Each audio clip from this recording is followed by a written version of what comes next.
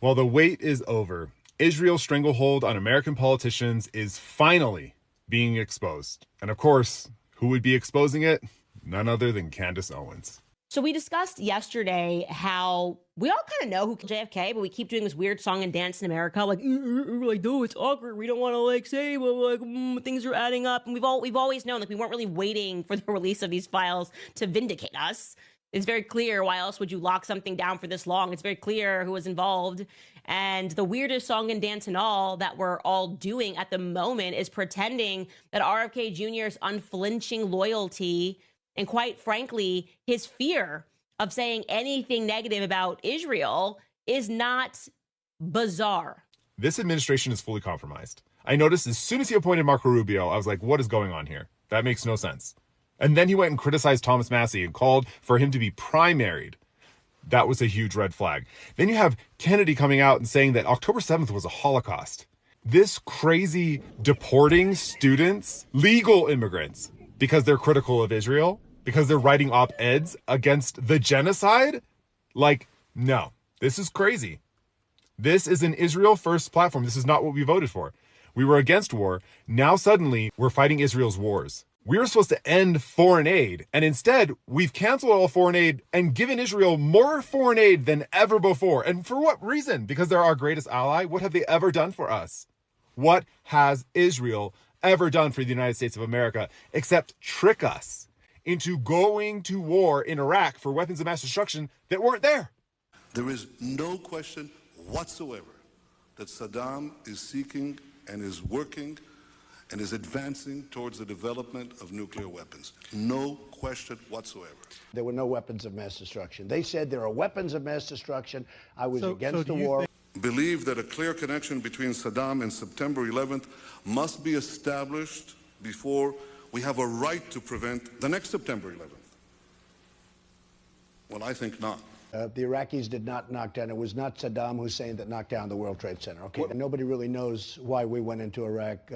The more victories you amass, the easier the next victory becomes. The first victory in Afghanistan makes the second victory in Iraq that much easier. The second victory in Iraq will make the third victory that much easier. Going into Iraq may have been the worst decision anybody has made, any president has made in the history of this country. That's how bad it is, okay? If you take out Saddam's regime, I guarantee you that it will have enormous positive reverberations on the region. We have spent $2 trillion in Iraq and fighting Iraq. $2 trillion. $2 trillion. Thousands of lives. We got nothing. My whole life, I have watched Netanyahu manipulate the American people and our politics. Democracies don't go to war easily, and they usually debate and argue before they do. Sometimes they have to be bombed into going to war. Here's a diagram. This is a bomb. It's a map. It's a map of a curse. He came to this country and got states to pass laws that we couldn't boycott Israel, a foreign country, American citizens. It's illegal for us to boycott a foreign country. בשנים האחרונות קידמנו בארצות הברית, ויש כבר ברוב המדינות שם, חוקים שמי שמחרים את ישראל נענש בעצמו.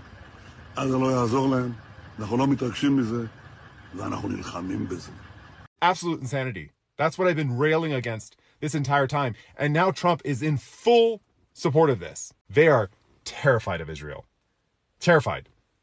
And yeah, I'm sure it's blackmail, but I'm sure that it might be even more than that. There is some existential threat that would make every U.S. politician, including Nancy Pelosi, who said one of the most ridiculous things I have ever heard a politician say, that if our Capitol was to burn to the ground, the one thing that would remain would be our support of, I don't even like to call it support, our cooperation with Israel.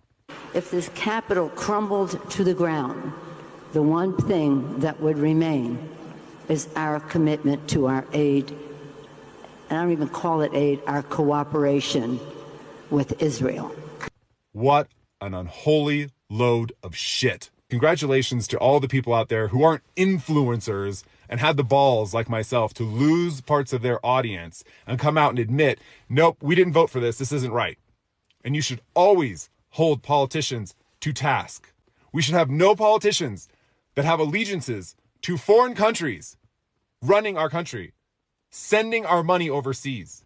They know I'm coming. Okay, they definitely know I'm coming because you know what, Olivia Nuzzi? You didn't take a clean effing shot.